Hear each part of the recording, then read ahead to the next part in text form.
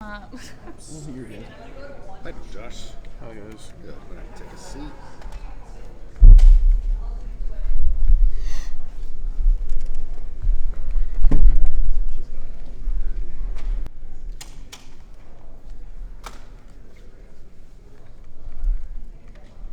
Good.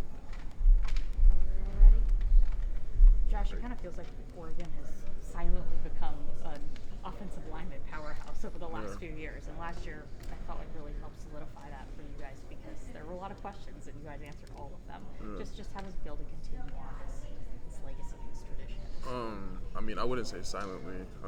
We have the youngest Outland Trophy winner of all time, and with us being Joe Moore were finalists last year, I feel like we're just gonna continue that reign and hopefully take it this year. So. Yeah. Marcus said that he thought the O-line has the most personality out of any position. Oh yeah. Do you agree with that? And why? For sure. I would say because there's so many of us. You got quiet dudes. You got more outgoing people. And I really feel like it's because we come from all over. Like there is a lot of people from the Pacific Northwest, but then you got people from the Midwest to the South. I'm gonna say back to the West Coast. So a lot of different backgrounds. So it comes with a lot of different personalities. Some of the offensive lines in the Big Ten get a lot of attention. Michigan, they have great running attack, great running offensive line. Yeah. Probably not as much attention here, but do you guys feel like you stack up with anyone in that conference across the front line? Absolutely. I'm not gonna sit here and say that there's like a who's better, who's not. There's great offensive line play in the Big Ten, and we're just gonna continue to keep that standard. You know what I mean? So that's how I feel about it. I feel like you were looking to kind of step up from a vocal perspective last year a little bit. I think you mentioned that your freshman year. Do you feel like you did that, and how so? And how does that look this year? I feel like I have in the room for sure, in the O-line room. It's just kind of taking that next step to being that person more amongst the team.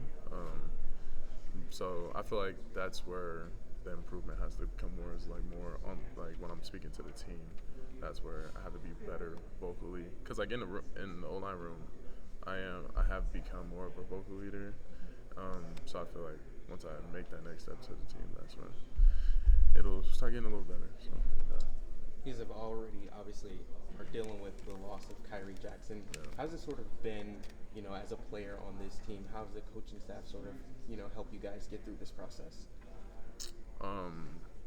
Obviously just kind of remind us that we're blessed to be doing this because he doesn't have the opportunity, and really just go hard every day because we have the ability to just go out there and just do what we love to do and remember his name while we're doing it. You know what I mean? So. Dan's talked about the get real sessions in the past. How beneficial are those, especially in times like this? I think they're really good because you're talking about something other than football. You know what I mean? And sometimes you really do just need that.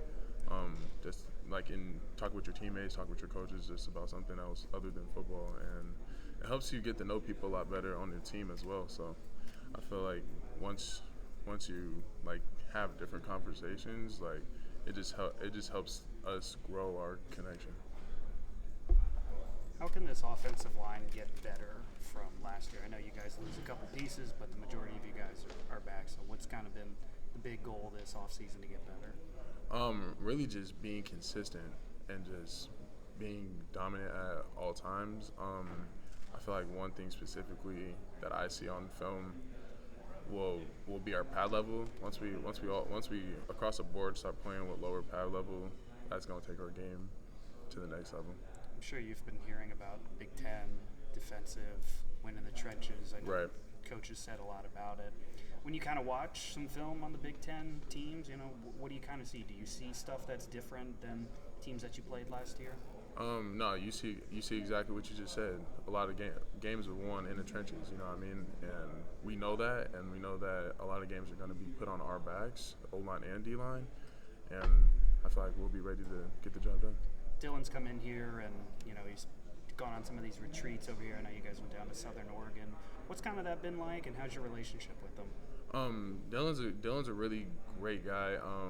He has really embraced connecting our offense, not just with the skill guys, but with the O line too. And I mean, there's nobody I'm more thankful for with how much he has done, like just putting himself out there and really just connecting with everybody on the team, not just on the offense, but just on everybody on the team. How differently is it to have Dylan back there than it was to have Bo? I mean, I really don't see like a huge difference. Obviously, it's Dylan's first year, so it's like he's still learning stuff too. And once he gets everything down more consistently, I feel like it's gonna flow exactly the same. What do you need to see from this O line to know that cohesion is there from that it was a year ago? To really just constant communication and just absolute dominance. Since he just walked by and waved to you, I'm going to put you on the spot. What's your relationship like with Marcus? Oh man, that's my guy. That's my right hand. And shoot, there's nobody I feel like that's him, Steve, and then the 6 that were there before my freshman year. There's really nobody that's helped me more than Marcus from the day I've stepped on the field here. So. Is that just on-field stuff or off-the-field stuff as well? Off the field as well. Shoot, school, financial stuff, everything. So, yeah. Josh Bedford was just saying that the guys in the room, if him and Marcus are some of the louder guys, Yes. personalities and the like, Yeah. they asked him, all right, so who's the quiet guy? And he said, you. Yeah. So how is it when you're playing next to one of those loud guys and a Right. new guy at Yeah. that, and you're the way you are? It's good, bad, or otherwise, just the difference. Yeah, What does when I that say look I feel like that's what keeps us even kill. You know what I mean? Like we're never too high, we're never too low. Because you got your energy guys, and then you got your guys that kind of just do the work. You know what I mean? Not saying that they don't, but it's just like they gonna do it and talk to you while they do it. And I'm just there. I'm gonna just do the work. But I'll say my say here and there. Sure. What does Bedford bring to the room in that way, off the field, in a meeting room, in a captain's practices, and just hanging out? Like what? I'm not gonna say compare him to Jones because Jones is different too. But like, what you're saying, like what makes him as the 6-year senior coming in 1 year?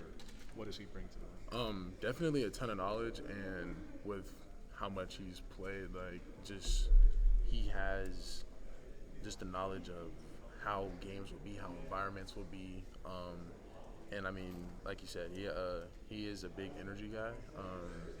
He does get kind of loud in the morning, but I would say he wakes me up sometimes. When I start kind of slow, it's like, come on, Josh, like yeah, like, and that gets me right, and I'm ready to go. But he's definitely brought a really great energy to our room that I feel like we needed, and it's been fun. How much in high school or club ball did you play JTT? As crazy as it is, I feel like I played him more in basketball.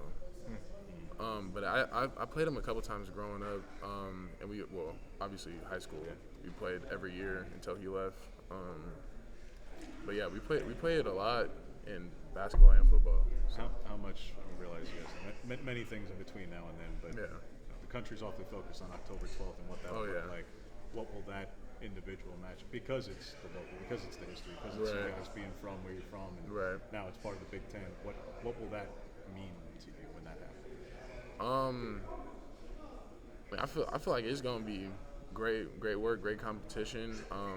Really just another opportunity to go out there and prove myself. So yeah. True freshmen could be in your position group, another position group that you think, I wouldn't say you expect them to do big things, but that you've been Right. impressed with since they've arrived?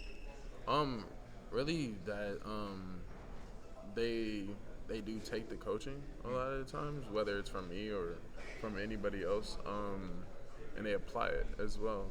They're great. I'm gonna say I think that they're great listeners, and shoot, they bring pretty great energy to the room as well.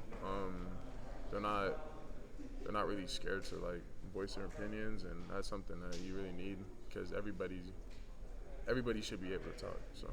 Any of them in particular that you think are ready to maybe not immediately, but you see big things?